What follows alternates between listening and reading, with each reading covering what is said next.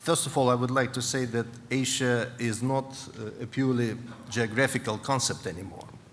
It is a dynamically expanding political and economic space, which literally draw in others, non-regional actors, entire regions. And we witness how barriers dividing civilizations for ages, for centuries, are being erased here now. And what is really important, it is Asia, not the Western world, who is leading this process, who set pace for this process.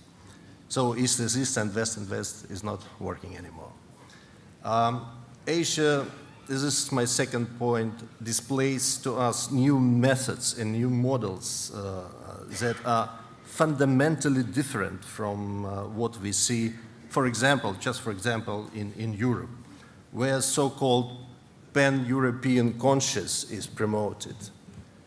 It means that in the core, here in Asia, we are looking for not standardization and unification of everything. We are not talking about pseudo-tolerance here, often resulting in rejection of traditional values and views.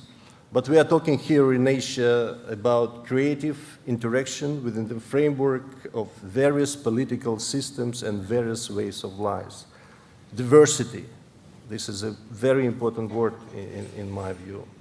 And implementing such approach in Asia is all the more important given the fact that the space of constructing cooperation globally is unfortunately shrinking due to the fact that so-called liberal West is unwilling to recognize objective reality of the new multipolar world which is emerging and in which countries like India, China, Russia, ASEAN are new poles, new centers of gravity. My third point would be that Asia, and to be precise, not the Asia, but ASEAN, which I have already mentioned, this association gave to the world the concept of connectivity. Never before we heard this word. I mean, we were talking about, globalization or building unions based on geography or politics or blocks, but never before we were talking about connectivity. And today's Asia has a growing desire not to be divided by blocks or by unions, but to build a common space of interaction and mutual interest.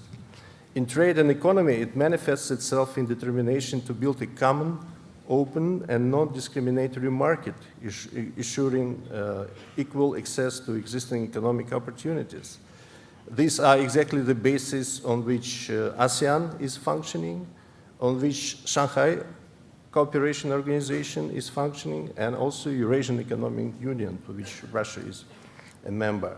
And by the way, let me congratulate India with succession to Shanghai Cooperation Organization in July last year. And point number four, speaking on economic front, this is exactly the idea of harmonizing the emerging integration networks and creating coalition for the shared growth that lays behind the idea of President Putin of the greater Eurasian partnership, which he put forward in December 2015. And Russia hoped that this partnership will include members of course, Eurasian Economic Union, but Shanghai Cooperation Organization as well, and ASEAN countries as well, but not only them. It is open to all Eurasian nations and blocs, including European Union. European Union is also welcome to participate in this great Eurasian endeavor. And finally, on political front, here we also see diversity. I mean, Asia demonstrates leadership in developing multilateral formats, as well as promoting network diplomacy. which help us to, find collective answers to the challenges which we have and which we all know. And I also want to mention here ASEAN-led mechanisms like EAS, East Asian Summits, ARF, ADMM+, Shanghai Cooperation Organization, and others. So our region is moving forward through consolidation potentials of the leading centers of power, which is crucial for the new multipolar world.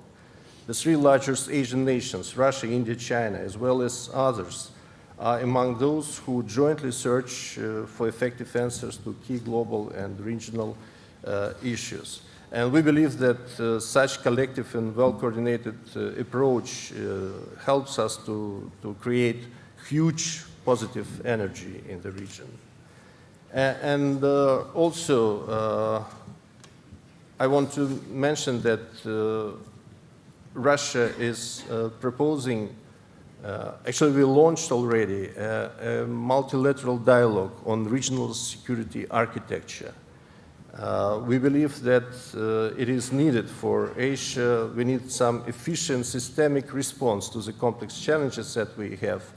It can, in particular, take the form of the era of non-bloc Asia that requires, of course, regionally recognized rules of games. So Russia proposed to develop such rules of games, and this work has already started. We do it together with India, China, some ASEAN members in ASEAN, particularly in Jakarta. There are regular meetings of permanent representatives to ASEAN Secretariat discussing this issue of regional architecture. And who knows, maybe one day Asia will set a good example in this field to say Europe, who once renounced the idea of pan-European security treaty, which Russia proposed.